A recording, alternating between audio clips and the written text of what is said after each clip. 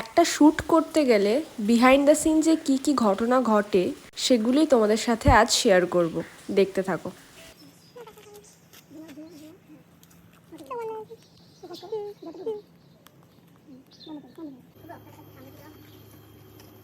ওনাটাকে ঠিক করতে হবে।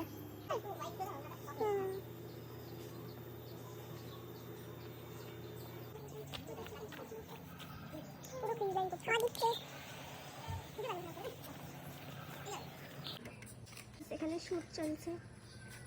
মেকআপ আর্টিস্ট, তুমি কি করছো?